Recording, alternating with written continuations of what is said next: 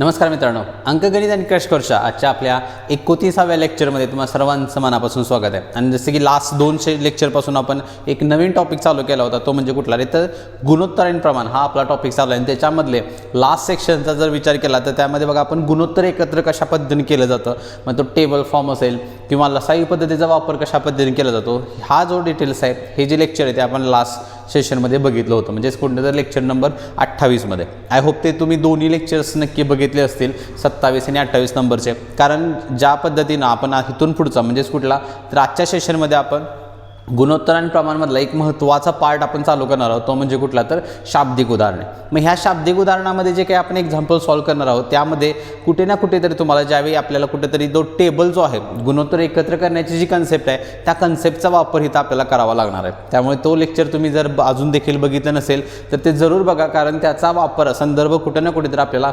Example solve करताना लागणार आहे। त्यामुळे तिथं तुम्हाला कुठल्याही पद्धतीचा प्रॉब्लेम येऊ नये, त्यामुळे लेक्चर जरूर बघा, ठीक आहे। आणि आजचा सेक्शन लक्षात खूप महत्त्वाचा असणार आहे, कारण इथून पुढचे सगळे जे काही टोटल जेवढे काही आपले एक्झाम्पल्स आपण बघायचे हे सर्वच्या सर्व टोटल कशावर तर शाब्दिक प्रमाणात तुम्हाला विचारले जातात। मग ह्या शाब्दिकमध्ये जी काही ट्रॅडिशनल पद्धत आहे, बऱ्यापैकी मुलं एक्स पद्धतीनं एक्झाम्पल सोडवले जातात। लक्षात ठेवा, गुणोत्तर आणि प्रमाणमधलं कुठलंही एक्झाम्पल विदाऊट एक्सनं सगळे एक्झाम्पल सॉल्व केले जातात।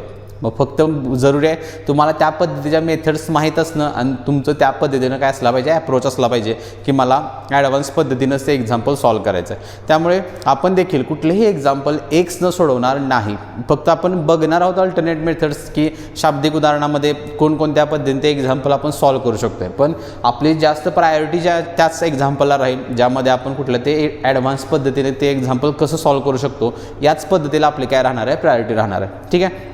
त्यामुळे आजचं सेशन खूप महत्त्वाचं असणार आहे, कुठलेही एक्झाम्पल तुम्ही मिस करायचं नाही। सर्वात महत्त्वाचं जर काय असेल, जसं मी नेहमी पद्धतीनं आत्तापर्यंत जवळजवळ 28 लेक्चर्स म्हणजे तुम्हाला पण ती गोष्ट समजली असेल की ज्यावेळी एक्झाम्पल तुमच्या स्क्रीनवरती येतं त्यावेळी तुमचं जे काम असणार आहे ते पहिलं एकतर व्हिडिओ पॉज करणे आणि त्यानंतर ते एक्झाम्पल जे आहे ते तुम्ही स्वतः सॉल्व करण्याचा प्रयत्न करायचा आहे। हे प्रत्येक वेळी आपल्याला सांगण्याची मला नाही वाटत की इथून पुढं तुम्हाला काही गरज आहे। जेवढे विद्यार्थी आपल्या चॅनलला जॉईन झालेले किंवा ह्या क्रॅश कोर्ससोबत जोडले गेले आहेत, हे सर्व विद्यार्थी याच पद्धतीनं आपलं इंटरॅक्शन जे आहे ते त्या पद्धतीने तुमचं नक्कीच चालू असेल।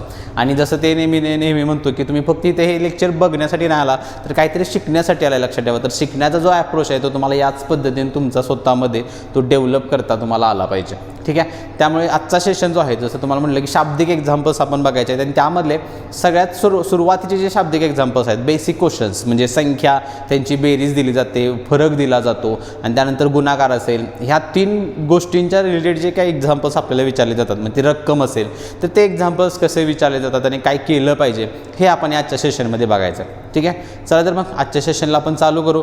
आणि त्यामधला पहिला प्रश्न सगळ्यात एकदम बेसिक टाईपचा प्रश्न तुमच्या स्क्रीनवरती आहे। मग आता इथं बघा काय दिलं आहे आपल्याला, तर एक्झाम्पल कसं दिलं जातं। तर पहिलं एक्झाम्पल आहे बघा, 2 संख्यांचे गुणोत्तर 5/6 आहे, त्या संख्यांची बेरीज 66 असेल तर त्या 2 संख्या कोणत्या। तर एकदम हा बेसिक टाईपचा प्रश्न आहे। आणि ह्याच्यामध्ये जसं तुम्हाला म्हटलं की या टॉपिकमध्ये आपल्याला व्हरायटी टाईपचे एक्झाम्पल्स बघायला मिळणार आहेत। व्हरायटी म्हणजे भरपूर आपण इमॅजिन पण करू शकत नाही एवढे व्हरायटी टाईपचे एक्झाम्पल्स तुम्हाला ह्या गुणोत्तर या टॉपिकमध्ये बघायला मिळणार आहेत। त्यामुळे तुम्हाला 3 गोष्टीमध्ये 3 स्टेप्समध्ये प्रत्येक एक्झाम्पलला डील करायचं आहे। त्यामध्ये पहिली जी असणार आहे एक्झाम्पल आता तुमच्या समोर आहे बघा, पहिलं काम तुमचं असणार आहे ते म्हणजे तुमचं रीडिंग स्किल। म्हणजे जे एक्झाम्पल तुमच्या समोर येतं आहे, कुठलेही एक्झाममध्ये येऊ दे, टेस्ट सिरीजमध्ये येऊ दे किंवा आत्ता जे तुमच्या स्क्रीनवरती आहे ते, इथं तुमचं पहिलं काम असणार ते एक्झाम्पल एकतर नीट वाचायचं। पहिला एक तर लक्षात ठेवा, वाचणे खूप महत्त्वाचं आहे, कारण बऱ्यापैकी विद्यार्थ्यांना सवय असते हा प्रश्न आला समोर नीट वाचत पण आहेत, लगेच पेन घेऊन तुम्ही सॉल्व करायला चालू करता। मग अशाच वेळी तुमच्या काही ना काहीतरी चुका होत जातात। त्यामुळे पहिलं काम असणार आहे एक्झाम्पल नीट वाचायचं। दुसरं काम असेल तुमचं की दिलेलं एक्झाम्पल कोणत्या टाईपच्या बेसिसवर विचारलेलं आहे, म्हणजे किंवा कोणता टाईप तिथं पडलेला आहे मला। कारण इथं लक्षात ठेवा, टाईप बदलला किंवा एक्झाम्पलची रचना बदलली, आपली सोडवण्याची पद्धत बदलणार आहे।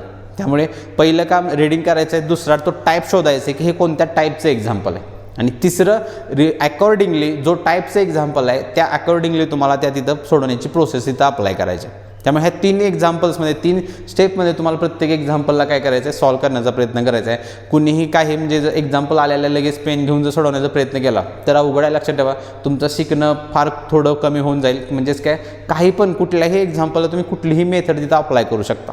त्यामुळे पहिलं काम जसं तुम्हाला म्हणलं, एक्झाम्पल बघा काय आपल्याला गुणोत्तर दिले आणि पहिला ट्रॅडिशनल मेथड बघू आपण. गुणोत्तर जे आहे ते बघा किती होत सांगितले आपल्याला तरी 5/6 हे गुणोत्तर आहे. ट्रॅडिशनल मेथडमध्ये इथं काय केलं जातं बघा, प्रत्येक संख्येला आपण x हा फॅक्टर दिला जातो. म्हणजेच काय, पहिली संख्या मी किती मानणार तर 5x मानणार आणि दुसरी संख्या मी किती 6x आपण मानतो. त्यामुळे ठीक आहे. मग आता 66 काय तर त्या दोन संख्यांची बेरीज होती. बेरीज आहे म्हणल्यानंतर हे समीकरण परत तयार करावं लागतं. बेरीज आहे म्हणजे दोघांची बेरीजच्या फॉर्ममध्ये समीकरण होतं. काय होणार 5x अधिक 6x आणि दोघांची बेरीज मला सांगितलेली 66. मग अशा पद्धतीने समीकरण तयार केलं जातं आणि ह्यानंतर त्या एक्सची किंमत काढली जाते. मग ती कशी होणार बघा, पर 5x आणि 6x किती होणार आहे तर 11x आणि ह्या 11x बरोबर काय होईल 66. मग आपल्याला लागणार आहे एक्सची किंमत आधी शोधावी लागते. हे गुणाकारातला 11 भागाकारामध्ये शिफ्ट होतं. काय होणार x बरोबर 66/11 म्हणजेच काय एक्सची किंमत बघा 11 संग 66 लागेल. एक्सची किंमत किती आली 6 आली. मग ह्या एक्सची किंमत जर 6 आली असेल तर पहिली संख्या बघा इथे 5x आहे आणि 5x म्हणजे दोघांच्यामध्ये गुणाकाराचं चिन्ह आपण मानलं जातं. म्हणजेच काय लहान संख्या म्हणू आपण ह्याला, तर ह्याला काय रे 5 गुणिले 6 करावं लागेल आणि इथं मला 6 गुणिले 6 करावं लागेल. लहान संख्या म्हणू शकताय किती होईल रे बघा इथं तर 6×35. मोठी संख्या बघितली तर 6×36. या त्या दोन संख्या असतील आणि हे दोन माझं काय असणार आहेत फायनल आन्सर्स असतील 30 आणि 36. पण ही लक्षात ठेवा ट्रॅडिशनल मेथड आहे. बऱ्यापैकी जास्तीत जास्त विद्यार्थी या पद्धतीचा वापर करतात. पण लक्षात ठेवा जसं मी नेहमी म्हणतो, जर कॅल्क्युलेशनमध्ये जर तुमचे 30 किंवा 25पर्यंतचे जर पाठ नसतील तर त्याला जी डायरेक्टली म्हणतो की असे विद्यार्थी त्या कॉम्पिटिशनचा हिस्साच नाही आहेत. मग पोलीस भरती असेल किंवा आणि कुठल्या एक्झामची तयारी करत असेल, तुमचे जर बेसिक गोष्टी ज्या आहेत, मग तो गुणाकार तोंडी करणं असेल, पाठ करणं असेल, पाढे तुमचे 25पर्यंत प्रॉपर उलटा पाडा तुमचा म्हणता आले पाहिजे तुम्हाला, तर ते जर तुम्ही नसाल तर कॉम्पिटिशनचा तुम्ही हिस्साच नाही. त्याच पद्धतीनं तुम्ही जर अशा एक्झाम्पलला एवढी प्रोसेस जर करत असेल, असे देखील विद्यार्थी त्या कॉम्पिटिशनच्या हिस्स्यामध्ये येत नाहीत. म्हणजे तुमचं सिलेक्शनच लक्षात ठेवा इथं एक मागं पडेल किंवा 1 वर्ष किंवा दुसऱ्या वर्षी पण चान्सेस खूप कमी होतील. कारण का तुम्ही अजून ट्रॅडिशनल मेथडचाच वापर करता. मग नवीन ज्यांना अपडेटेड जे विद्यार्थी आहेत ते असले एक्झाम्पल्स लक्षात ठेवा 5 सेकंड्समध्ये सॉल्व्ह करून पुढे जातात.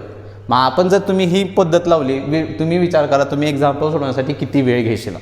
दुसरं परत गोष्टी जे काळजी घ्यायची आहे की सोडवत असताना तुमची ॲक्युरेसी मेंटेन राहिली पाहिजे.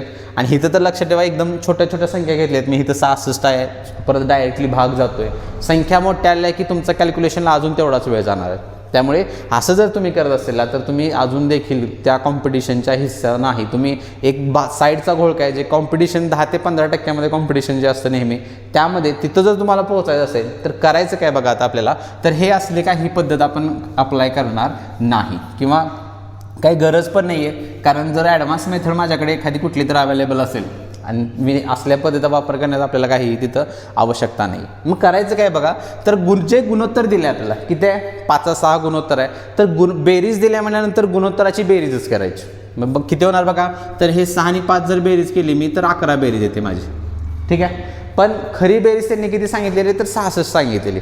मग 11 माझी गुणोत्तराची बेरीज आहे, खरी बेरीज आहे माझी 66. मग हे मांडायचं अशा पद्धतीनं. म्हणजे ह्याला म्हणायचं कसं, तर ह्या 11ची किंमत त्यांनी 66 सांगितलेलं एक्झाम्पलमध्ये. आणि टार्गेट ठेवायचं आहे तुम्हाला नेहमी एकाची व्हॅल्यू शोधायची. जोपर्यंत आपला गुणोत्तर हा टॉपिक चालू आहे तोपर्यंत डोक्यात फिट करा, पहिला टार्गेट तुमचा असणार आहे ह्या एकाची किंमत शोधणं. आणि हा एक म्हणजेच जो आपण एक्सनं सोडवलं त्यामधला तुमचा एक्सची किंमत असते. एक म्हणजे कोण असतो, तर त्या एक्सची जी किंमत आपण जे आता सोडवलं त्या एक्स म्हणजे आपला एक असतोय. मग एकाची किंमत काढण्यासाठी काय करायचं बघा, या उजव्याकडच्या संख्येला या डाव्याकडच्या संख्येनं भागायचं. म्हणजेच हे समजण्यासाठी लिहितो मी, लक्षात ठेवायचं सगळ्या गोष्टी. म्हणजेच काय मांडणे होणार आहे तर 66/11. मग एकाची किंमत किती जाईल बघा, रे सेम 11 संग 66 जाईल. मग पहिलं टार्गेट तुमचं हेच असणार आहे. एकाची किंमत किती असणार आहे 6. आणि जी काय तुमची एकाची किंमत येईल त्या एकाच्या किंमतीनं दिलेल्या गुणोत्तरांना दोघांना पण गुणायचा आणि गुणल्यानंतर तुम्हाला त्या दोन्ही संख्या मिळतील. म्हणजेच काय बघा 5ची किंमत किती होईल रे तर 6×5 आणि 6ची किंमत किती होणार आहे 6×36. या त्या काय असणार आहेत माझ्या 2 संख्या असतील. क्लिअर आहे. आणि जसं तुम्हाला म्हटलं की ही जी प्रोसेस आहे ही मी तुम्हाला समजण्यासाठी लिहिलेलं आहे. तुम्ही कुठल्याही पेन घ्यायचा नाही. तुम्ही काय करायचं आहे डायरेक्टली आधी उत्तर शोधण्याचा प्रयत्न करायचा आहे. आणि त्याचा अप्रोच कसा ठेवायचा बघा, बेरीज दिल्या म्हणल्या, बेरीज दिली असेल तर गुणोत्तराची बेरीज करायची, डोक्यात क्लिअर करा. काय 6 आणि 5 11, 11ची किंमत 66 असेल, एकाची 66/11, 11 संग 66 जाईल. हे म्हणजे एकाची 6 आली, 5ची 6×35 आणि 6ची 6×36. तुमचा सोडवण्याचा अप्रोच ह्या पद्धतीने असला पाहिजे. हे मी तुम्हाला समजण्यासाठी नोट करून दिले की कशा पद्धतीने प्रोसेस करायच्या. तुमचं काम काय असणार आहे इथून पुढच्या एक्झाम्पलला, की एक्झाम्पल स्क्रीनवरती आल्यानंतर पहिला तुम्ही तोंडी उत्तर काढायचं आहे, तुमच्या वहीमध्ये डायरेक्टली ते नोट करायचं आहे, पेन अजिबात हातामध्ये घ्यायचा नाही. तुमचं पहिलं काम काय असेल, उत्तर काढा आणि त्यानंतर तुम्हाला जे काय करायचं ते लिखाण करा. उलटं करायचं नाही. आपण करतो काय, एक्झाम्पल आलं पेन घेतो, सॉल्व करतो आणि मग नंतर सोडण्याचा प्रयत्न करतो. काही गरज नाही त्याची. आधी उत्तर शोधा तुम्ही तोंडी आणि त्यानंतर तुम्ही काहीतरी एक्झाम्पल लिहिण्याचा प्रयत्न करायचा आहे. ठीक आहे, चलो पुढे जाऊ. पुढचं एक्झाम्पल तुमच्या स्क्रीनवरती आहे बघा. सेम अशाच पद्धतीचं आहे, बेरजेवरती डिपेंड असणारं आणि सुरुवातीचे एक 5-6 एक्झाम्पल आपण बेरजेच्याच डिपेंड असणारे बघायचे आहेत. तर एक्झाम्पल काय बघा आपल्याला, तर 2 संख्यांचं गुणोत्तर 27-5 आहे, त्या संख्यांची बेरीज 96 असेल तर त्या 2 संख्या कोणत्या. सेम एक्झाम्पल, काही वेगळं नाही, फक्त व्हॅल्यू चेंज झालेले आहेत. जसं तुम्हाला म्हटलं पॉज करा आणि एक्झाम्पल जे आहे आधी उत्तर काढा तोंडी. मग तोंडी अप्रोच काय असेल रे माझा, तर तिथं बघा गुणोत्तर दिले 27-5, बेरीज जर मी केली तर 7 आणि 5 12 होईल, बरोबर. आणि त्या 12ची किंमत 96 सांगितलेली आहे मला. मग 12ची किंमत जर 96 असेल तर एकाची काढण्यासाठी काय होईल, तर 12×8 होईल बघा. एकाची 8 येईल, मग ते पहिली संख्या आहे 7, मग 7ची किंमत किती होणार, तर 7×8 आणि 5ची 8×5 40, म्हणजेच 56 आणि 40 अशा त्या 2 संख्या असतील. क्लिअर आहे. मग आता जे आपण जसं तुम्हाला म्हणलं आत्ता सोडवलं तोंडी, लिहायचं असेल तर सेम काही वेगळं लिहित बसायचं नाही. बेरीज दिली आहे, गुणोत्तराची बेरीज करा, 12 येणार आहे. 12ची खरी किंमत त्यांनी सांगितलेली आहे 96. एकाची काढण्यासाठी काय 96ला 12 तुम्हाला भागायचं आहे. हे लिहित बसायचं नाही, लक्षात ठेवा. हे 96 भागिले 12 डायरेक्टली करा, 12×8 96 जाईल. मग एकाला जर 8 असेल तर ह्या 7ला किती होणार आहे, 7×8 आणि 8×5 40. ह्या त्या 2 संख्या असतील, 56 आणि 40. क्लिअर आहे. चलो पुढे जाऊ. पुढचं एक्झाम्पल सेम टाईप, काही वेगळं करायचं नाही. तिथं तुम्हाला व्हिडिओ पॉज करायचा आणि उत्तर जे आहे जसं तुम्हाला म्हटलं आधी तोंडी उत्तर काढा आणि त्यानंतर जे काही लिखाण करायचं आहे ते तुम्ही तुमच्या वहीमध्ये नोट डाऊन करायचं आहे. ठीक आहे. एक्झाम्पल काय, 2 संख्या आपलं 3 संख्यांचं इथं गुणोत्तर दिलं बघा. आता 3 संख्या ज्यांचे गुणोत्तर 3×4×5 आहे, त्या 3 संख्यांची बेरीज 120 असेल तर त्या 3 संख्या कोणत्या. म्हणजेच काय, जसं तुम्हाला म्हटलं सोडवण्याचा अप्रोच काय, पहिला बेरीज होईल गुणोत्तराची 3×4×5, मग 5 आणि 4 9, 9 3 12 आणि त्या 12ची किंमत 120 सांगितली आहे बघा. मग 12ला जर 120 असेल, एकाची किती जाणार आहे, तर 12 आणि 10 120, एकाची 10 येईल, मग 3ची 30, 4ची 40 आणि 5ची 10 50. म्हणजे त्या 3 संख्या कुठल्या कुठल्या आल्या तर 30 40 50. मग आता जसं तुम्ही पण याच पद्धतीने नक्की सोडवलं असेल. आणि लिखाण करण्यासाठी काय काय होणार बघा, गुणोत्तर आहे असं राहील 3×4×5, गुणोत्तराची बेरीज जर मी केली तर ती 12 मिळते आणि 12ची खरी बेरीज मला त्यांनी 120 सांगितलेलं आहे. मग 12ला जर 120 असेल तर एकाला किती जाणार आहे, जसं म्हटलं काय 12 आणि 10 120, 120ला 12 भागायचा. मग एकाची जर 10 असेल, 3ची किती होईल 30, 4ची 4×10 40 आणि 5ची काय होणार आहे 5×10 50. अशा त्या 3 संख्या असतील 30 40 आणि 50. क्लिअर आहे. तर लक्षात ठेवा, ज्यावेळी बेरीज दिली जाईल आपल्याला तर त्या एक्झाम्पलला आपल्याला अशा पद्धतीनं काय करायचं आहे, डील करायचं आहे. मग आता पुढे जाऊ. पुढचा प्रश्न तुमच्या स्क्रीनवरती आहे, काय बघा तिथं, तर 2 संख्यांचे गुणोत्तर 5×9 आहे, त्या 2 संख्यांमधील फरक 48 असेल तर त्या 2 संख्या कोणत्या. मग आता इथं बघा, पहिले जे बघितलं तर बेरीज होती, बेरीज दिली असेल तर तुम्हाला लक्षात ठेवायचं आहे गुणोत्तराची बेरीज करायची. इथं आता बेरीज आपल्याला दिली नाही, तिथं दिला आहे फरक. मग इथं प्रोसेस सेम राहणार आहे माझी, फक्त काय तिथं फरक सांगितलं आहे आणि जे गुणोत्तर आहे बघा ते किती होतं रे, तर 5×9 हे गुणोत्तर होतं. मग सेम बेरीज दिली असेल तर बेरीज केली होती, फरक दिला तर फरक घ्यायचा गुणोत्तरामधला. मग गुणोत्तरामधला फरक किती होतं रे, तर 9 आणि 5. मग 9 आणि 5 मधला जर फरक काढला तर तो 4चा मिळतो. बेरीजला बेरीज केली होती, फरकाला फरक घ्यायचा. पुढची प्रोसेस सेम राहणार. 4चा जो खरा फरक होता तो 48 सांगितलेला आहे. म्हणजेच ह्या 4ची जी किंमत आहे ती 48 असेल. एकाची शोधायची आपल्याला, एकाची करण्यासाठी बघा 48 भागिले 4 होणार आहे. काय काय जाईल, 4 × 1 4 आणि 4 2 8. म्हणजे एकाची आली 12, मला शोधायच्या त्या संख्या. मग इथं काय होईल रे, 12 पंचे 60 आणि 12 9 अष्टोदर्श. म्हणजेच काय, त्या ज्या काही 2 संख्या असणार आहेत त्या असतील, पहिली 60 आणि दुसरी असेल 108. अशा त्या 2 संख्या असणार आहेत. क्लिअर आहे. बेरीज दिली असेल आपण बेरीज करायची आहे, फरक दिला असेल तुम्हाला गुणोत्तरातला फरक इक्वेट करायचा. ठीक आहे. पुढे जाऊ. पुढचा एक्झाम्पल स्क्रीनवरती आहे, सेम प्रोसेस पण आधी काय करायचं तुम्हाला, तोंडी उत्तर शोधा आणि नंतर तुम्हाला जे काही लिखाण करायचं ते करायचं. कारण लक्षात ठेवा एक्झाममध्ये महत्त्वाचं काय आहे आपल्याला तर उत्तराशी घेणं देणं आहे तुमचं. फक्त तुम्ही जर प्रत्येक स्टेप बाय स्टेप एक ॲन्सर काढत असेल तर त्याला काहीच व्हॅल्यू नाही आहे. कारण महत्त्वाचं आहे फायनल ॲन्सर तुमचं येणं. आणि तुम्ही सगळ्या जर 4-5 स्टेप्स केल्या आणि फायनल ॲन्सरमध्येच काहीतरी ॲक्युरेसी तुमची जर चुकलं तर मग तुम्ही ज्या काही स्टेप्स केल्या त्या प्रोसेसला काहीही अर्थ नाही. त्यामुळे फायनल ॲन्सर तुमचं बरोबर येणं गरजेचं आहे. मग ते तुम्ही कसं काढताय हे तुम्हाला कोणीही विचारणार नाही आहे. ठीक आहे. पुढचं एक्झाम्पल बघा आता काय आपल्याला तर 2 संख्यांचे गुणोत्तर 6-11 आहे. त्या 2 संख्यांमधील फरक 105 असेल तर त्या 2 संख्या कोणत्या. सेम प्रोसेस आधी तोंडी सोडवू आपण. गुणोत्तर बघा किती आहे रे तर 6 आणि 11 आहे. फरक काढला 11 आणि 6 मधला तर 5 मिळेल मला. मग त्या 5ची किंमत त्यांनी 105 सांगितलेली आहे. मग मला एकाची शोधायची असेल तर 105ला 5नं भागायला लागेल तर तिथं जाईल बघा तर 5 दुनी 10 आणि 5 एके 5 म्हणजेच त्या एकाची जी काही किंमत आहे ती येणार आहे किती रे तर 21 येईल. मग मला त्या संख्या पाहिजे असेल तर 21नं 6 आणि 11ला गुणावं लागेल.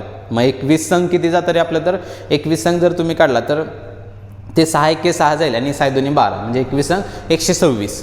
पहिली संख्या येईल 126 आणि दुसऱ्याला 21 गुणिले 11 करावं लागेल. मग 11 गुणायचं असेल तर मध्ये बेरीज टाकतो आपण. दुसरी जी संख्या असणार आहे ती किती असेल तर 231 हे आपलं काय असणार आहे त्या दोन्ही संख्या असतील. ठीक आहे. मग आता सेम मांडणी करायची असेल तर काय आहे तीच पद्धत राहणार आपली. काही वेगळं करायचं नाही. गुणोत्तर 6-11 फरक काढला तर तो 5चा मिळतोय. 5ची किंमत मला 105 सांगितली होती.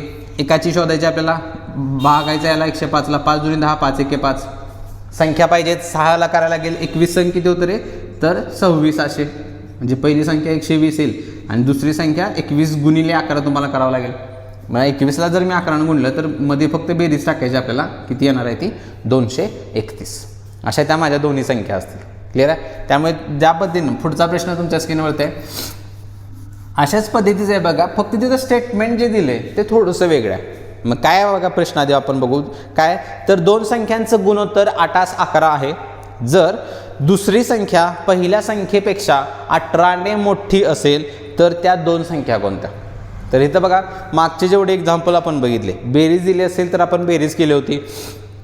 फरक हा शब्द वापरला असेल तर आपण फरक घेतला होता. पण इथं तसं काय स्टेटमेंट आपल्याला दिलं नाही आहे. तिथं डायरेक्टली ना बेरीज पण शब्द वापरला आहे ना फरक वापरला आहे. पण त्याची मांडणी वेगळ्या पद्धतीने दिल्या. काय आहे ती जर दुसरी संख्या पहिल्या संख्येपेक्षा 18ने मोठी असेल किंवा मोठी आहे असं वाक्य द्यायचं. मग लक्षात ठेवा हे शाब्दिकमध्ये ह्याचा थोडासा आपला रेफरन्स जातो.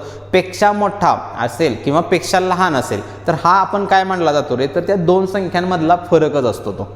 म्हणजेच तिथं नोट करा तुमच्या वहीमध्ये जी तुम्ही नोटबुक घेऊन बसला असला त्या नोटबुकमध्ये नोट करा पेक्षा मोठा किंवा पेक्षा लहान या दोन्ही शब्दांचा अर्थ काय असतो तर त्या संख्यांमधील फरकच असतो. म्हणजेच असे ज्यावेळी शब्द वाक्य जर तुम्हाला वापरलं जाईल त्यावेळी देखील तुम्हाला गुणोत्तरामधला फरक किंवा गुणोत्तराची वजाबाकीच करायची. क्लिअर आहे. वाक्शब्द काय पाहिजेत पेक्षा मोठा असेल किंवा पेक्षा लहान असेल. मग पुढची प्रोसेस आपली काय ही चेंज होणार नाही. मग गुणोत्तर होतं बघा आपलं 8-11 गुणोत्तर 8-11 आणि वाक्य काय होतं दुसरी संख्या काय जी आहे ती 18ने मोठे म्हणजेच त्या 18 जो आहे तो या 2 संख्यांमधला फरकच आहे. मग फरक असेल तर गुणोत्तरातला फरक घ्या. 8 आणि 11 मध्ये 3चा फरक आहे आणि ह्या 3ची खरी किंमत मला 18 सांगितलेली आहे. मग 3ला जर 18 असेल तर एकाला किती जाणार आहे 6 जाईल. 3 संग 18 मग एकाला 6 असेल तर 8ला किती बघा 8 संग 48 आणि 11 संग 66. अशा त्या 2 संख्या असतील 48 आणि 66. त्यामुळे हे देखील हे वाक्य लक्षात ठेवा पेक्षा मोठा आणि पेक्षा जास्त कमी किंवा पेक्षा लहान हे वाक्य काय असतात दिलं असेल तरी देखील आपल्याला त्या गुणोत्तराची वजाबाकीच करायची आहे. क्लिअर आहे. किंवा नोट करून घ्या महत्त्वाचं आहे. कारण अशा वेळी तुमची गडबड होते. बेरीज असेल तर 100% तुम्ही बेरीज करता. फरक असेल तर फरक करता. पण ज्यावेळी असं एखादं स्टेटमेंट दिलं जाईल त्यावेळी मग गोंधळ होतो आपला की आता करायचं काय. कारण बेरीज शब्द पण नाही आणि फरक पण नाही. त्यामुळे लोक काय ठेवा फिक्स ह्याच्यामध्ये की असं असेल तर आपल्याला काय फरकच घ्यायचा आहे. ठीक आहे. पुढचं एक्झाम्पल अशाच पद्धतीचं आहे बघा. त्यासाठी व्हिडिओ पॉज करायचा आहे आणि उत्तर जे आहे ते तुम्ही तोंडी सोडवायचं आहे आणि मग लिखाण तुम्हाला करायचं आहे. प्रश्न काय आहे बघा तर 3 संख्यांचे गुणोत्तर 5, 7, 11 आहे. सॉरी 2 संख्येचंच आहे. 2 संख्यांचे गुणोत्तर 11, 15 आहे. दुसरी संख्या पहिल्या संख्येपेक्षा 48ने मोठी असेल तर त्या 2 संख्यांची बेरीज किती. म्हणजे सेम एक्झाम्पल आहे फक्त आपल्याला विचारले काय त्या 2 संख्यांची बेरीज पाहिजे ज्या काय सुरुवातीच्या 2 संख्या आहेत त्या. मग गुणोत्तर होतं बघा 11/15. मग आपण काय करणार आहे, पेक्षा मोठाच शब्द आहे याचा अर्थ फरक घेणार आहे. मग फरक जर मी काढला, गुणोत्तर होता 11/15, फरक काढला तर तो मी 4 जातोय आणि त्या 4ची किंमत किती सांगितलेली तर 48 आहे. मग 4ला 48 असेल, एकाला किती होणार आहे तर 4 एके 4 आणि 4 2 8, एकाला येणार 12. मग मला सांगा इथं आता उलटं काम करायचं आहे तुम्हाला, म्हणजेच काय थोडंसं आता ते नोट करूया फायनल आन्सरसाठी. पुढची प्रोसेस सेम राहणार आहे माझी. 11/15 गुणोत्तर आहे, फरक काढला तर मी तो 4 जातोय आणि 4ची किंमत किती होती रे 48 होती. एकाची येणार आहे 4 एके 4 आणि 4 2 8, एकाची आली 12. मग आता जो फायनल प्रश्न आहे बघा, त्या दोन संख्यांची बेरीज पाहिजे मला. मग इथं 99.99% विद्यार्थी काय करतात बघा, तर ह्या दोन संख्या काढल्या जातात. मग एकाची 12 आहे ना, मग एकाची 12 असेल तर पहिल्या संख्येला तुम्ही 12 गुणिले 11 करणार आणि दुसऱ्या संख्येला 15 गुणिले 12 करणार. मग 12 गुणिले 11 किती जातं रे तर 132 जाईल आणि 15 गुणिले 12 जर केला तर माझ्या 15 150 आणि 30 180 येतं. ठीक आहे. मग त्या संख्या काढल्या जातात आणि संख्या काढून परत त्यांची बेरीज केली जाते. मग बेरीज बघा किती होईल, 2 अशी 2, 8 आणि 3 11, 1 आणि 312 किती येणार आहे 312 ही माझी बेरीज आहे. पण हे कधी तर तुम्ही प्रत्येक संख्या काढून त्यांची परत बेरीज करता आणि 99.99% विद्यार्थी हेच करतात. पण जे की आपल्याला हे करायचं नाही, हे पण लक्षात ठेवा. एक लेंदी प्रोसेसमध्ये जातं ते, हे देखील आपल्याला करायचं नाही. मग करायचं काय, विचारले काय रे आपल्या त्या दोन संख्यांची बेरीज केली होती विचारलेले. मग जसं आपण पहिल्या टाईपमध्ये एक्झाम्पल बघितलं होतं का, बेरीज दिली असेल तर मी गुणोत्तराची बेरीज केली होती. मग एकाची व्हॅल्यू तर मला मिळालेली आहे 12, मला मग त्या दोन संख्यांची बेरीज पाहिजे असेल तर ह्या गुणोत्तराची बेरीज करा. मग गुणोत्तराची बेरीज मी केली तर 15 आणि 11 किती होतात रे तर 26 होते. म्हणजे मला ह्या 26ची किंमत पाहिजे, कारण बेरीज पाहिजे असेल तर गुणोत्तराची बेरीज करा. मग एकाची 12 आहे, 26साठी काय करणार ह्याला गुणिले 12 करा. ठीक आहे. मग किती जाते बघा, तर हे 12 संग 72, हा 7, 12 2 24, 24 आणि 7 31. आन्सर किती असेल माझं 312. इथं पण बघा 312 झालेलं आहे. पण इथं मला संख्या काढून मी बेरीज केलेली आहे. या गुणोत्तरामध्ये पण माझा विनाकारण वेळ वाया जाईल, जो की आपल्याला घालवायचा नाही. डायरेक्टली काय करायचं, जर मला गुणोत्तराच्या दोन संख्यांची बेरीज विचारली असेल तर गुणोत्तराची बेरीज करा आणि त्यानंतर तुम्हाला त्या आलेल्या एकाच्या व्हॅल्यूने त्यांना गुणायचं. ठीक आहे. ह्याच्याच सिमिलर जर दुसरा प्रश्न मला पण आपल्याला विचारला जातो, तो देखील बघू आपण लागलीच. आता इथं आपण संख्यांची बेरीज शोधली, दुसरा एक प्रश्न विचारला जातो, त्या दोन संख्यांमधला फरक वगैरे असं विचारलं जातं. मग इथं फरक ऑलरेडी आपल्याला 4च दिला आहे, पण ते लक्षात ठेवा. बेरीज विचारली असेल गुणोत्तराची बेरीज करा, फरक विचारला असेल तर गुणोत्तरातला फरक घ्यायचा. ठीक आहे. चलो पुढे जाऊ. पुढचा प्रश्न तुमच्या स्क्रीनवरती आहे, असाच आहे. त्यामुळे ह्या लक्षात ठेवा, ह्या ज्या काही बारीक सारीक गोष्टी आहेत ह्याच तुमच्या एक्झाममध्ये खूप मॅटर करतात आणि तुमचा वेळ जो आहे तो अशा पद्धतीनंच तुम्ही काय करू शकताय, वाचवू शकता. मग आता प्रश्न बघा काय आपल्याला, 3 संख्यांचे गुणोत्तर 5, 7, 11 आहे. जर तिसरी संख्या पहिल्या संख्येपेक्षा 72ने मोठी आहे तर दुसरी संख्या शोधा. म्हणजेच आधी जसं तुम्हाला म्हणलं इथं आता दुसरी संख्या शोधायची, बेरीज वगैरे काही काढायचं नाही आपल्याला, प्रोसेस सेम राहील माझी. गुणोत्तर जर बघितलं तर किती आहे ते 5, 7, 11, म्हणजेच 5, 7 आणि 11. स्टेटमेंट कोणाच्या बाबतीत आहे ते तिसरी संख्या आणि पहिली संख्या ह्यांच्या बाबतीत आहे. आणि वाक्य काय आहे ते कितीने 72ने मोठे, म्हणजे याचा अर्थ काय लक्षात ठेवा, पहिली आणि तिसऱ्या संख्येमधला तो दिलेला तुम्हाला तो डिफरन्स आहे, कारण पेक्षा मोठा शब्द तिथं वापरला आहे. मग 5 आणि 11 मधला जर मी फरक काढला तर तो 6 मिळतोय मला, आणि जो ॲक्च्युअल फरक आहे तो किती रे तर 72 सांगितलं आहे. म्हणजेच काय, ह्या 6ची किंमत 72 असेल. मग एकाची शोधायची आपल्याला, मग एकाची काय होईल रे 6 भागाला 6 एके 6 आणि 12 72 टोटल जाईल. मग एकाची किंमत आली 12. प्रश्न काय मला तर दुसरी संख्या शोधायची आहे. मग सिक्वेन्सनुसार मधली किंमत ही माझी दुसरी संख्या असणार आहे. मग तेच नोट करा तिथं काय, दुसरी संख्या जी असणार आहे ती किती असेल माझी तर 12 गुणिले 7 होईल, म्हणजेच 12 7. मग 12 7 किती रे तर 84 हे आपलं काय असणार आहे रे फायनल आन्सर असेल. ठीक आहे. तर बघा किती, म्हणजे जसं तुम्हाला म्हटलं आयडियल टाईम जो आहे अशा एक्झाम्पलला लयत लय 5 ते 8 सेकंड किंवा 5 ते 10 सेकंड्समध्ये म्हणू शकताय तुम्ही. एवढाच वेळ तुम्ही ह्या अशा एक्झाम्पलला देणं गरजेचं आहे, कारण तेवढ्या वेळामध्ये माझं उत्तर येतंच. काही करा तुम्ही, फक्त आवश्यक आहे ते म्हणजे तुम्ही काय अशा पद्धतीच्याच ॲप्रोच किंवा अशा पद्धतीच्याच मेथडचं प्रॅक्टिस तुमच्याकडून झालं पाहिजे. ठीक आहे. डिफरन्स दिला होता पहिली आणि तिसरी संख्या 6ला, 6ची किंमत 72, एकाची 12 जाईल आणि 7ची पाहिजे, 12 7 84. हे आपलं काय असणार आहे फायनल आन्सर असेल. ठीक आहे. चलो पुढे जाऊ. पुढचा देखील प्रश्न बघा अशाच पद्धतीने 3 गुणोत्तराच्या बाबतीमध्ये. व्हिडिओ पॉज करा आणि आन्सर जे आहे ते त्या पद्धतीने तुम्हाला नोट करायचं आहे किंवा प्रोसेस कोणत्या कोणामधलं जो डिफरन्स आहे तो तुम्हाला तिथं सांगितलेला आहे. एक्झाम्पल बघा काय आपल्याला, तर 3 संख्या ज्यांचे गुणोत्तर 11, 13, 19 आहे.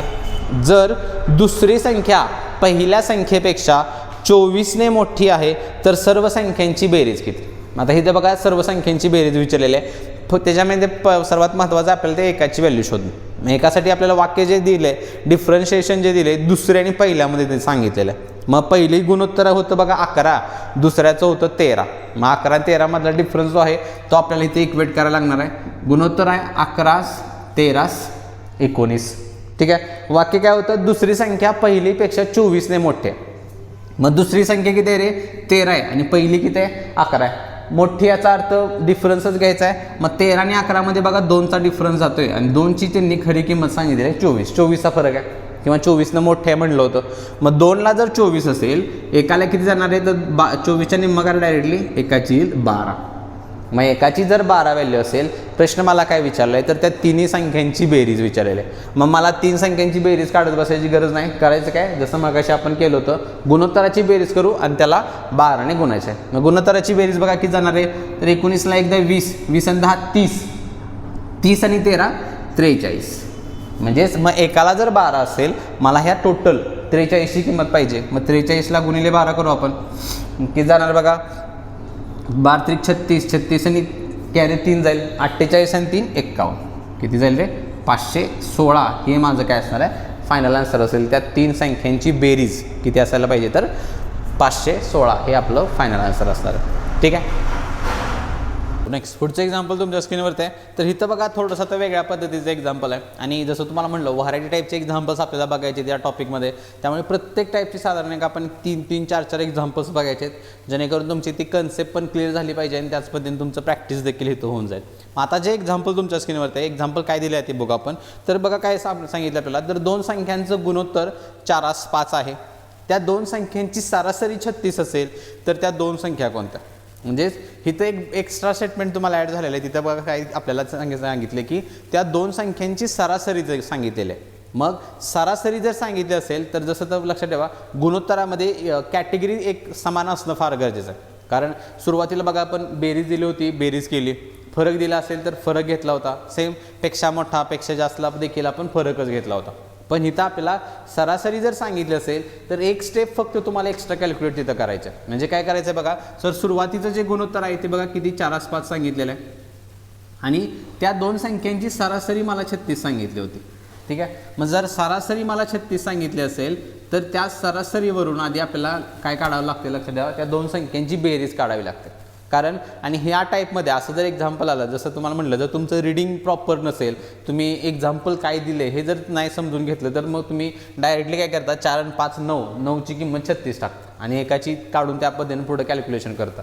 उत्तर येतं पण ते लक्षात ठेवा चुकीचं आहे. कारण तुम्ही इक्वेट काय करताय, ह्या सरासरीला इक्वेट करताय. आपण गुणोत्तराचं 5 आणि 4 जर मी 9 करत असेल तर हे 9 काय केले रे, मी गुणोत्तराची बेरीज केलेली आहे. जर मी गुणोत्तराची बेरीज करत असेल तर इथं पण मला ह्या 2 संख्यांची बेरीजच पाहिजे. मग एक फक्त इथं एक्स्ट्रा तुम्हाला कॅल्क्युलेशन करायचं आहे. आपण सरासरी टॉपिक आपला ऑलरेडी झालेला आहे. संख्या 2 आहेत, सरासरी 36 आहे. जर मला त्या 2 संख्यांची बेरीज पाहिजे असेल तर काय करतोय आपण, सरासरी गुणिले एकूण प्राप्तांक फॉर्म्युला बघितला होता. मग त्या पद्धतीनं एक्स्ट्रा फक्त तुम्हाला इथं काढून घ्यायचं आहे. 36 गुणिले 2 जर मी केलं तर किती येणार आहे रे, 72. ही माझी, हे तुम्हाला एक एक्स्ट्रा स्टेटमेंट इथं फक्त कॅल्क्युलेट करायचं आहे. म्हणजेच काय, या 2 संख्यांची जी बेरीज आहे ती किती असली पाहिजे, माझी 72 असेल. मग ह्या 9ला तुम्हाला हे 72 इक्वेट करायचं आहे. कारण आता मी खरी बेरीज काढून घेतली ना त्यांची, म्हणजेच ह्या 9ची किंमत 72 असेल तर सेम एकाची बघा किती जाणार आहे तर 9 8 ते 72 जाईल. 72 भागिले 9 करायचं आहे. एकाची किती जाणार 8. मग मला 4ची किंमत किती होईल तर 8 चौक 32 ही लहान संख्या असेल आणि मोठी संख्या असणार आहे 8 पंचे 40. सॉरी 8 पंचे 40 म्हणजे 50 झालं. येस, अशा त्या 2 संख्या असतील. पहिली असेल 32 आणि दुसरी असणार आहे 40. त्यामुळे ते लक्षात ठेवा, ज्यावेळेस सरासरी दिली जाईल मला त्या 2 संख्यांची, गुणोत्तर आणि सरासरी असेल तर आधी तुम्हाला काय काढून घ्यायचं आहे, त्या 2 संख्यांची बेरीज काढून घ्यायची. मग त्याला आपलं सरासरीचा बॅकग्राऊंड आहे काय, तर सरासरी गुणिले एकूण प्राप्तांक करायचं आहे. 2 संख्या असतील तर 2 न गुणा, 3 संख्या असतील तर 3 न गुणायचं. ठीक आहे, चलो पुढे जाऊ. पुढचा देखील प्रश्न बघा अशाच पद्धतीचा आहे. सरासरी दिलेली आहे तिथं तुम्हाला, त्यामुळे आधी आन्सर तुम्ही काढण्याचा प्रयत्न करायचा आहे. काही वेगळं आहे, फक्त एक स्टेप तुमची एक्स्ट्रा येणार आहे. ठीक आहे. गुणोत्तर बघा काय एक्झाम्पल आहे. दोन संख्यांचं गुणोत्तर 7-9 आहे. दोन संख्यांची सरासरी 80 असेल तर त्यामधील मोठी संख्या कोणती. तर आता इथं बघा आपल्याला दोन्ही संख्या नको आहे, त्यामधली एकच मोठी संख्या शोधायची आहे. पण पहिलं काम काय असणार आहे आम्हाला, तर आधी त्या दोन संख्यांची बेरीज काढून घ्यायची आहे. सरासरी 80 सांगितलेलं आहे, डायरेक्टली काढून घेऊ आपण ते. सरासरी 80 असेल तर बेरजेसाठी 2 न गुणा, तर 80ची दुप्पट केली तर 160 आहे. पुढची प्रोसेस सेम, काहीही चेंज करायचं नाही. गुणोत्तर होतं बघा 7-9 सेम राहणार आहे. गुणोत्तराची बेरीज असेल माझी 16 आणि 16ची जी खरी किंमत आहे ती त्यांनी 160 सांगितलेली आहे. बेरीज काढून घेतलेली आपण. मग 16ला 160 असेल, एकाला किती जाईल तर 16 आणि 10 60 असेल. एकाची 10 येणार आहे. मग 7ची किती होईल रे, सॉरी मोठी संख्या पाहिजे आपल्याला. मोठा कोण असेल तर 9 मोठा आहे, त्यामुळे 9ची किंमत पाहिजे. एकाची जर 10 असेल तर 10-9 किती होईल रे, 90. ही माझी काय असणार आहे, ती मोठी संख्या असेल. ठीक आहे. फक्त जसं तुम्हाला म्हटलं एकच स्टेप तुम्हाला एक्स्ट्रा करायचे, काय सरासरी असेल तर बेरीज काढून घ्यायची. ठीक आहे. पुढे जाऊ. पुढचा प्रश्न. तिथं बघा 3 गुणोत्तर फक्त तुम्हाला सांगितलेले आहेत. आणि जसं आत्ता म्हटलं तुम्हाला 2 संख्या असतील तर 2 न गुणायला लागेल आपल्याला बेरीज काढताना. 3 असतील तर 3 न गुणायचं आहे तुम्हाला. एवढाच चेंज होईल. एक्झाम्पल बघा, 3 संख्यांचे गुणोत्तर 5-7-3 आहे. त्या 3 संख्यांची सरासरी 75 असेल तर त्यामधील दुसरी संख्या शोधा. म्हणजेच काय, आता इथं बघा सरासरी 75 आहे, सेम राहणार आहे. 75 जर सरासरी असेल माझी तर इथं काय होईल रे, मला 3 न गुणायला लागणार आहे. कारण इथं आपल्याला सरासरीच काय सांगितले रे, गुणोत्तर 3 आहेत म्हणजे संख्या 3 झाल्या. 3 न गुणा आपण तर 75ची तिप्पट जर केली बघा तर किती जाते रे, तर 7-21 आणि वरचं 15 म्हणजे 225 ही त्या 3 संख्यांची बेरीज असेल. मग बेरीज मिळाली, आपण गुणोत्तराची बेरीज करून इक्वेट करू. आता गुणोत्तर काय होतं रे, तर 5-7-3. जर बेरीज केली नाही तर 7-3 10 5 15. मग ह्या 15ची जी बेरीज खरी बेरीज आहे 225 असेल. एकाची किती जाईल रे, हा 15चा वर्गच आहे. मग याचाच अर्थ काय, ह्याला जर मी भागलं तर उत्तर 15च येणार आहे माझं. मग एकाची जर 15 असेल, प्रश्न आहे मला दुसरी संख्या शोधा. दुसरी संख्या कोण होती रे, गुणोत्तराचा जर सिक्वेन्स लिहिला आपण 5-7-3 म्हणजे मला ह्या 7ची किंमत पाहिजे. दुसरी संख्या म्हणजे मधली असेल. मग एकाला 15 असेल तर 7ला किती जाईल रे, तर 15-7. मग 15-7 किती असते आपलं, तर 105. हे माझं काय असणार आहे, फायनल आन्सर असेल. क्लिअर आहे. किती असणार फायनल आन्सर आपलं, 105.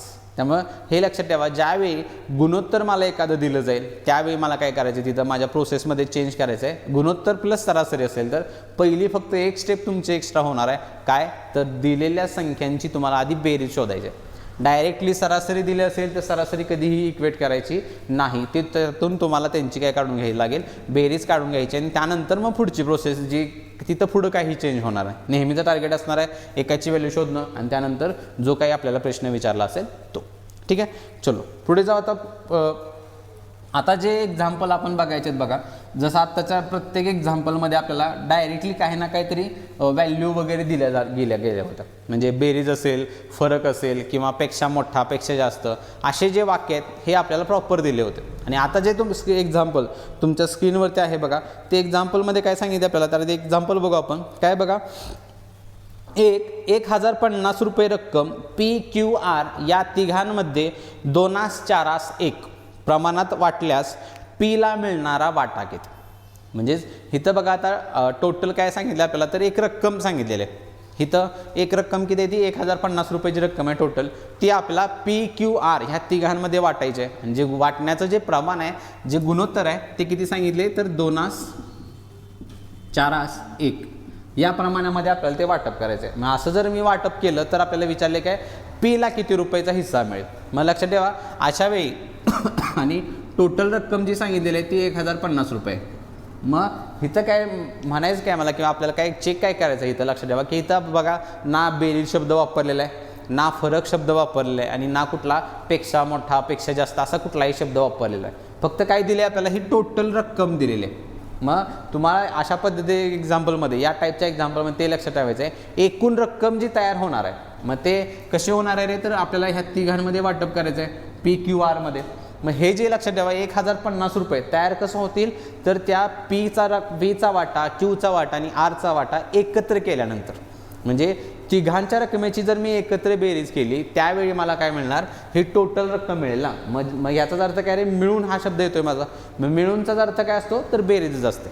म्हणजेच थोडक्यात काय तर तुम्ही लक्षात ठेवायचं ज्यावेळी एकूण रक्कम तुम्हाला दिली जाते, कसली रक्कम पाहिजे खरं ती टोटल रक्कम पाहिजे एकूण, ती दिली असेल त्यावेळी देखील तुम्हाला काय करायचं आहे, गुणोत्तराची बेरीजच करायची आहे. कारण 1050 रुपये जसं म्हणलं तुम्हाला सगळ्यांना एकत्र करून तयार होणार आहेत. मग याचाच अर्थ गुणोत्तराची बेरीज करा, किती होणार बघा, 4 आणि 2 6 आणि 1 7, आणि ह्या 7ची जी काही किंमत आहे ती इक्वेट करायची टोटल रकमेला. म्हणजे 7ची किंमत किती असणार आहे माझी, 1050 रुपये असेल. टार्गेट सेम असणार आहे माझं, एकाची शोधायची मला, 7 1 7, 3 उरेल 7 5 35. मग एकाची किती झाली रे, तर 150 रुपये झाली एकाची किंमत. मग प्रश्न काय मला, तर पीचा वाटा. मग पीला बघा किती रुपये मिळालेत रे, तर 2 रुपये मिळालेत गुणोत्तरामध्ये. मग एकाला जर 150 रुपये असेल तर फायनल आन्सर काय लिहायचं आपल्याला, पीचा वाटा बरोबर 150ची दुप्पट करायला लागेल, कारण आपल्याला 2ची किंमत शोधायची आहे. मग 150ची दुप्पट किती होते रे, तर 300 रुपये हे माझं काय असणार आहे या ठिकाणी फायनल आन्सर असेल. ठीक आहे, त्यामुळे हे लक्षात ठेवा ज्यावेळी वाटप किंवा एकूण रक्कम हा शब्द तुम्हाला वापरला जाईल त्यावेळी देखील आपल्याला गुणोत्तराची काय करायची, बेरीजच करायची आहे. मग त्या पद्धतीनं तुम्हाला पुढचं जे एक्झाम्पल आहे ते सॉल्व्ह करायचं. ठीक आहे, चलो पुढे जाऊ. पुढचा प्रश्न देखील बघा अशाच पद्धतीचा आहे, फक्त तिथं व्हॅल्यू तुम्हाला चेंज झालेले दिसतील, बाकी काही चेंज तिथं तुम्हाला बघायला मिळणार नाही. टाईप सेमच आहे. आणि इथून पुढचे जेवढे काही एक्झाम्पल्स आहेत ते सगळे आपण याच पद्धतीचे बघायचे की एखादी रक्कम दिली जाते आणि त्या रकमेचं वाटपाचे रिलेटेड जेवढे काही एक्झाम्पल्स आहेत ते आपल्याला इथून पुढे सगळे बघायचे आहेत. मग प्रश्न काय बघा आपल्याला, तर 990 रुपये रक्कम ABC यांच्यामध्ये 3/4 प्रमाणात वाटल्यास Bला मिळणारा हिस्सा किती. म्हणजे जिथं बघा आता टोटल रक्कमच सांगितलेली 990 रुपये, म्हणजे याचाच अर्थ काय रे, गुणोत्तराची बेरीजच होणार आहे माझी. त्यामुळे आधी तोंडी सोडवा तुम्ही, आणि जसं तुम्हाला म्हटलं पेन अजिबात घेऊ नका, आधी उत्तर काढा आणि त्यानंतर जे काही लिखाण करायचं आहे ते तुम्ही करू शकता. म्हणजे सोडवण्याचा अप्रोच काय असेल, पहिला माझा गुणोत्तर होतं 3/4, गुणोत्तराची बेरीज केली तर ती मला 9 मिळते बघा. ठीक आहे, 9ची किंमत 990 आहे. मग एकाची किती झाली, तर 99ला 11 भाग जातो डायरेक्टली 9 काढल्यानंतर 110 रुपये येणार आहे. म्हणजे एकाची किंमत जर 110 रुपये असेल, प्रश्न आहे मला बीचा वाटा. मग बीचा वाटा किती होता रे, तर 4 आहे गुणोत्तर बघा मधलं, बी मधली रक्कम आहे. एकाला जर 110 रुपये असेल तर 4ला किती होणार आहे, 11 चौक 44, 440 रुपये हे आपलं फायनल आन्सर असेल. ठीक आहे, मग आता सेम आता लिखाण जसं तुम्हाला म्हणलं आहे त्या पद्धतीनंच मांडणी करायची आहे. ABC वाटप करायचं आहे मला 3/4 या प्रमाणात. आणि जसं तुम्हाला म्हटलं 990 काय रे, तर एकूण रक्कमच सांगितली होती. एकूण रक्कम आहे याचा अर्थ गुणोत्तराची बेरीज होणार आहे. मग गुणोत्तराची बेरीज केली ती आपण 9 रुपये येत होते. मग 9ला 90 असेल तर एकाला बघा 110 रुपये जाईल. 990ला 9 भागा 110 आला. मग आपल्याला पाहिजे काय, तर बीचा वाटा पाहिजे. मग बीचा वाटा गुणोत्तरामध्ये किती आहे रे, तर 4 सांगितलेला आहे. म्हणजे 110ला मला 4 न गुणायला लागेल, किती होणार आहे रे ते 440 रुपये हे माझं काय असलं पाहिजे, फायनल आन्सर असणार. ठीक आहे, चलो पुढे जाऊ. पुढचा प्रश्न देखील बघा, आणि जसं तुम्हाला म्हणलं असल्याच टाईपचे आपण एक्झाम्पल बघायचे आहेत सगळे. ते एक्झाम्पल तुमच्या स्क्रीनवरती आहे, व्हिडिओ पॉज करायचा आहे आणि इथं आता कशा पद्धतीनं मांडणी करायला लागेल किंवा एक्झाम्पल सॉल्व करायचं आहे याचा विचार तुम्ही करायचा. ठीक आहे, तर बघा एक्झाम्पल काय आपल्याला, तर एक निश्चित रक्कम सुनीता, अमित आणि विभा यांच्यामध्ये 2/3/4 प्रमाणात वाटली गेली. जर विभाला 12,440 रुपये मिळाले असतील तर वाटली गेलेली एकूण रक्कम किती. म्हणजेच इथं आधी जसं तुम्हाला म्हटलं व्हिडिओ पॉज करून तुम्ही आधी एक्झाम्पल नीट समजून घ्या की मला डाटा काय दिलेला आहे. एक्झाम्पल समजल्यानंतर इथं मला कशा पद्धतीनं ॲप्रोच मला लावायला लागेल, म्हणजेच काय संख्या दिल्या, ती बेरीज दिले, फरक दिला आहे, काय अजून काय दिलेलं आहे. मग या पद्धतीनुसार तुम्हाला काय करायचं आहे, तिथं एक प्रोसेस जी आहे ती तिथं अप्लाय करायचं. ठीक आहे, मग आपल्याला 3 व्यक्ती आहेत, कोण कोण आहेत बघा, तर सुनीता, अमित आणि विभा. म्हणजे सुनीता, अमित आणि विभा अशा पद्धतीचा आपला तो सिक्वेन्स आहे गुणोत्तराचा. आणि गुणोत्तर आहे 2/3/4. मग त्यांनी काय सांगितले, तर त्या विभाला 12,440 रुपये मिळालेत. मग लक्षात ठेवा इथं कुठला बेरीज शब्द नाही आहे ना एकूण रक्कम शब्द आहे. दिले काय, तर विभाचा वाटा दिलाय. मग इथं बघा विभाला गुणोत्तरामध्ये किती रुपये मिळतात रे, 4 रुपये मिळालेत. मग मला 4चीच खरी किंमत सांगितलेली त्यांनी, कारण विभाचा वाटा दिलेला आहे. याचाच अर्थ या 4ची जी किंमत आहे ती किती असायला पाहिजे, 12,440 रुपये.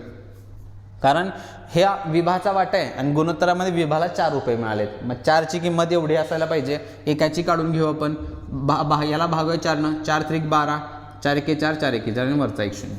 मग एकाची किंमत किती आली रे, तर 3110 रुपये. प्रश्न काय मला, वाटली गेलेली एकूण रक्कम. आणि जसं मागाशी आपण बघितलो, एकूण रक्कम याचाच अर्थ काय असतो रे, गुणोत्तराची बेरीज असते.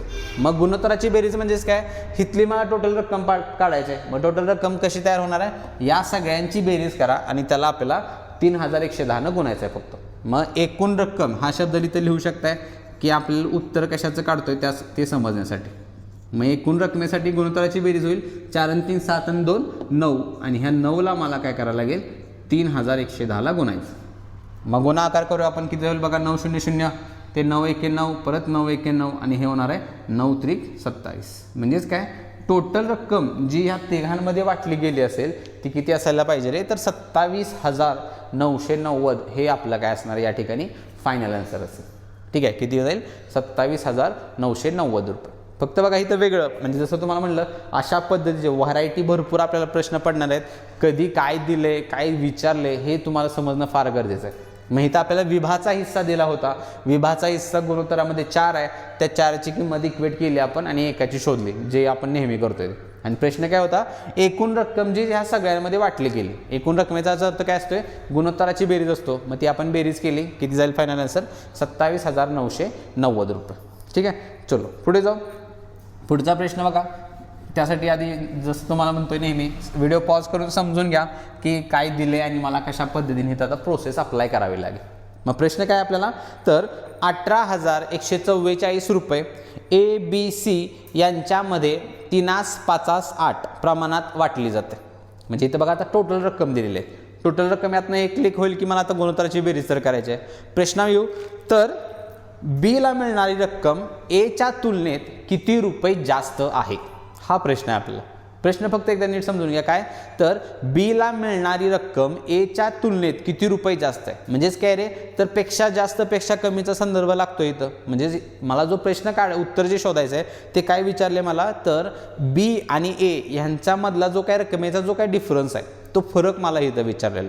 त्यामुळे प्रोसेस करू आपण आता सेम. काय 3 व्यक्ती ABC आणि गुणोत्तराचा सिक्वेन्स काय 3/5 अशा पद्धतीचा सिक्वेन्स आहे 3/5 आणि आपल्याला टोटल रक्कम सांगितलेली आहे. टोटल रक्कम याचा अर्थ काय, गुणोत्तराची बेरीज करायला लागेल मला. बेरीज बघा किती होणार आहे, 8 आणि 5 13 आणि 13 आणि 3 16. म्हणजे ह्या 16ची किंमत सांगितली आहे मला त्यांनी 18,144 रुपये. मग आता भाग घालू आपण. 16ची किंमत सांगितली, मग एकाची शोधायची मला. पहिला भाग घालूया इथं, 16 1 16, 2 उरलं 21 झालं. 21ला परत 16 1 16 लागेल. त्यानंतर बघा 21मधनं 16 गेले, 5 उरले 54 झाले. 16 त्रिक 48, 54मधनं परत किती होते, 54मधनं 48 गेले, 6 उरले 64 झाले आणि 16 चोक 64. म्हणजेच एकाची किंमत किती आली रे माझी, 1134. आणि जसं बघा मी नेहमी म्हणतो तुम्हाला, आता समजा एखाद्या विद्यार्थ्याचा 16चा पाढाच पाठ नाही. मग ह्या लहान लहान गोष्टी कशा मॅटर करतात हे लक्षात घ्या तुम्ही. एखाद्या विद्यार्थ्याचा 16चा पाढाच पाठ नसेल तर लक्षात ठेवा तो एकाची किंमतच काढू शकत नाही, कारण पाढाच पाठ नाही. मग पाढा पाठ नसेल तर मग तो विनाकारण कुठल्याही पद्धतीचा वापर करणार किंवा कॅल्क्युलेशनमध्ये त्याचा एरर येऊ शकतो. मग इथंच जर तुमची एकाची किंमत चुकीची आली तर लक्षात ठेवा पुढं तुम्ही कॅल्क्युलेशन करून काहीही उपयोग नाही आहे. त्यामुळे जसं तुम्हाला म्हणतो नेहमी, या बारीक सारीक गोष्टी खूप मॅटर करतात. तुमचा ॲक्युरसी, मग तो एक्झाम फर्स्ट अटेम्प्टमध्ये ज्यावेळी एक्झाम क्रॅक करायची असते 1 किंवा 2 वर्षामध्ये, मग अशा वेळी तुमचे असल्या गोष्टी चुका होणं अजिबात तुम्हाला म्हणजे तिथं त्या अशा गोष्टींना वावच नसतो.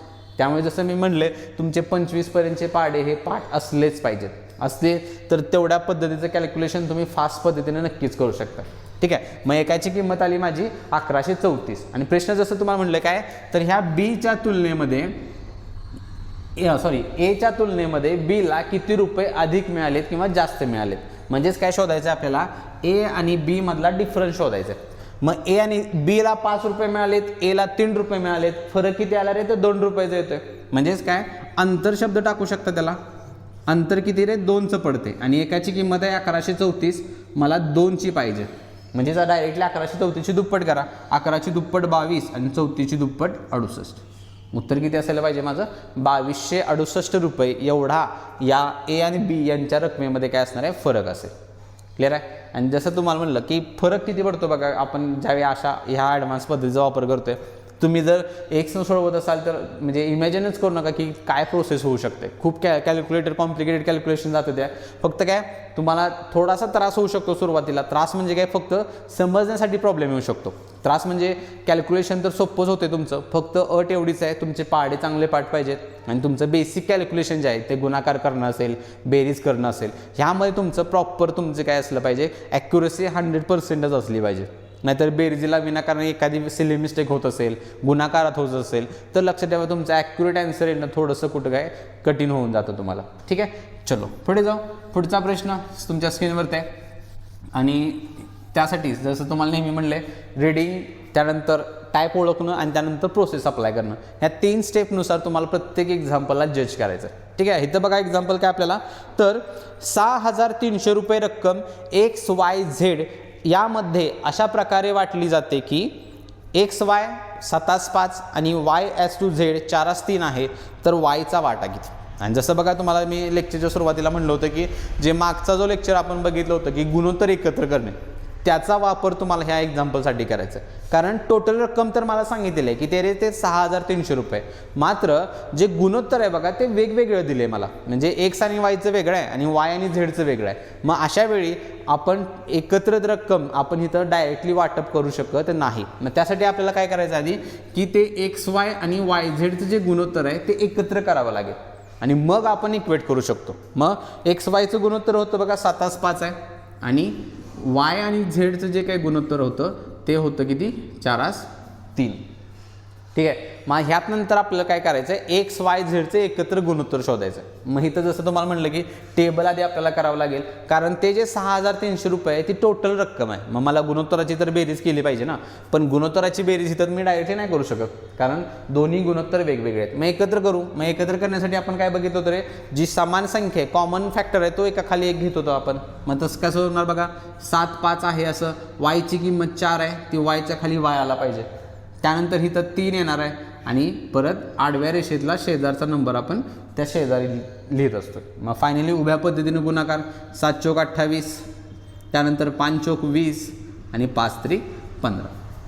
आणि ह्याचा सिक्वेन्स काय असणार आहे, तर X, Y आणि Z, म्हणजे त्यांचं जे गुणोत्तर आहे बघा एकत्र ते या पद्धतीने येईल तुमचं. मग पुढची प्रोसेस सेम राहणार. आता माझी पुढं काही चेंज करायचं नाही. काय केले, 6,300 टोटल रक्कम होती, गुणोत्तराची बेरीज करा, 28 आणि हे 48 जाईल, 48 आणि 5 53, 53 आणि 10 63, म्हणजेच बघा. आणि ह्या 63ची जी काय खरी किंमत आहे टोटल वाटा तो होता 6,300 रुपये. मग 63ला 6,300 असेल, एकाला किती जाईल बघा, 63 एके 63 जाते, एकाला आला 100. प्रश्न काय मला, तर वायचा वाटा पाहिजे. मग वाय बघा किती गुणोत्तरामध्ये आहे, तर 20 आहे. मग एकाला जर 100 असेल, 20ला किती जाईल रे, तर 2,000 रुपये, कारण डायरेक्टली 20 गुणिले 100 होईल ना. मग वाय बरोबर किती जाईल रे, तर 2,000 रुपये.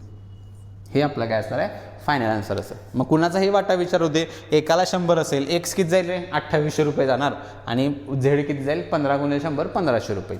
कुठल्याचाही काही पण प्रश्न विचारू दे, एकाची किंमत एकदा तुम्हाला मिळाली की तुम्ही जो प्रश्न विचारलाय त्या रिस्पेक्टिव्ह तुम्हाला काय करायचे आहेत, ॲन्सर्स काढायच्या आहेत. ठीक आहे, चलो पुढे जाऊ.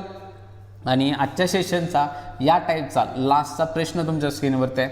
अशाच पद्धतीचं आहे बघा, गुणोत्तर तिथं वेगवेगळं दिलेलं आहे, कारण ह्यामध्ये जसं तुम्हाला म्हटलं खूप भरपूर टाईपचे व्हरायटी एक्झाम्पल्स आपल्याला यामध्ये बघायचे आहेत. आणि यामधलंच बाकीचे जे काही एक्झाम्पल्स आहेत त्यामध्ये कशा पद्धतीने डिफिकल्टी लेवल चेंजेस होत जाते आणि आपण पण तेच करायचं आहे. जसं पुढं जाऊ आपण डिफिकल्टी लेवल जी आहे क्वेश्चनची ती वाढत जाणार आहे आपली. त्यामुळे हे जे बेसिक टाईपचे एक्झाम्पल्स आहेत हे त्यामध्ये तुमचे कन्सेप्ट प्रॉपर क्लिअर होणं फार गरजेचं आहे. मग आता प्रश्न बघा आपल्याला अशाच पद्धतीचा आहे. काय तर A आणि B 6/5 आहे किंवा प्रश्न काय आपल्याला, एक रक्कम ABC या तिघांमध्ये अशा प्रकारे वाटली जाते की A/B 6/5, B/C 4/5 वाटली जाते. जर Cला मिळणारा वाटा A पेक्षा 18,510 रुपयेने जास्त आहे तर Bचा वाटा किती. मग इथं आता बघा आपल्याला काय पुढचं जे वाक्य आहे तिथं टोटल रक्कम नाही आहे, वाक्य काय तिथं तर काय म्हणतो आपण कम्पॅरिझन दिले. Cला मिळणारा वाटा A पेक्षा तेवढ्यानं जास्त आहे, म्हणजेच काय तो फरक सांगितला आपल्याला C आणि A मधला. पण त्याच्या आधी महत्त्वाचं जर काय असेल तर ते गुणोत्तर एकत्र करणं आहे, कारण ते बघा गुणोत्तर वेगवेगळं दिले आपल्याला. म्हणजे आधी ते एकत्र करून घेऊ आपण. त्यासाठी डाटा काय काय तर AB गुणोत्तर आहे 6/5 आणि बी सीचं जे गुणोत्तर आहे ते आहे 4/5. ठीक आहे, 6/5 आणि 4/5 एकत्र करू. बी कॉमन आहे त्यामुळे 6/5 आहे असा राहणार आहे. बीची किंमत 4/5 आहे असा, इथं 5 येईल आणि इथं 4 येणार आहे. आडव्या रेषेचा छेदाचा नंबर लिहायचा आहे. गुणाकार उभ्या पद्धतीनं 6 चौक 24, 5 चौक 20 आणि हे 5/5 25. आणि ह्याचा जो सिक्वेन्स आहे तो किती असणार आहे बघा, तर ए बी आणि सी. मग मला प्रश्नामध्ये काय सांगितले, तर सीला मिळणारा वाटा ए पेक्षा, म्हणजे जे कंपॅरिझन आहे ते सी आणि ए मधलं आहे बघा. मग सी 25 आहे आणि ए किती आहे रे 24 आहे. मग 25 आणि 24 मधला जर मी डिफरन्स काढला तर तो एकच मिळतो डायरेक्टली. मग पेक्षा मोठा आणि पेक्षा जास्त पण आपण काय मानतो रे, तर तो डिफरन्सच असतो. मग 25 आणि 24 मधला डायरेक्टली एकच डिफरन्स मिळतोय, म्हणजे मला ते एकाची किंमत डायरेक्टली इथं मिळेल. आणि ते एकाची किंमत किती आहे रे, तर 18,510 रुपये एकाची किंमत आहे. मग प्रश्न काय विचारलाय मला, तर असा असेल तर त्या बीचा वाटा किती. मग बी बघा गुणोत्तरामध्ये किती आहे रे, 20 रुपये. मग बी 20 असेल तर आलेल्या व्हॅल्यूला म्हणजे बीचा वाटा जर आपल्याला पाहिजे असेल तर काय करायला लागेल रे, 18,510ला आपल्याला 20 न गुणायला लागेल, कारण बी गुणोत्तरामध्ये 20 आहे आणि एकाची किंमत एवढी आहे. तर गुणाकार करू, हे 2 शून्य येतीलच बघा, हा असे हितला एक आणि हितला एक. मग फक्त काय 1851ची दुप्पट करायचे, म्हणजेच काय 2 2 गुणत जाऊ आपण. 2 1 2, 5 2 10, 1 8 2 16 आणि 1 17, ह्याच्याला 1 2 1 2 आणि 1 3. म्हणजेच काय, तर टोटल जी काय रक्कम असणार आहे बीचा जो वाटा आहे तो बघा किती आहे, 3,70,200 रुपये एवढा त्या बीचा वाटा असेल. क्लिअर आहे. तर इथं जसं बघा तुम्हाला म्हटलं सी आणि एचं कंपॅरिझन दिले, सी आणि एमध्ये कंपॅरिझनचा अर्थ काय, तर डिफरन्स घ्यायचा. मग सी आणि एमध्ये 1चा डिफरन्स जातोय आणि ते एकाची जी काही किंमत आहे 18,150 आहे, आपल्याला पाहिजे काय, सॉरी 18,510 पाहिजे काय, तर बीचा वाटा. बी गुणोत्तरामध्ये किती रे 20 आहे, 20 न गुणा तुमचं आपलं काय येईल रे, फायनल आन्सर. क्लिअर आहे. चला तर मग अशा पद्धतीनं आजचा सेशन आपण इथंच राऊंड अप करायचा आहे.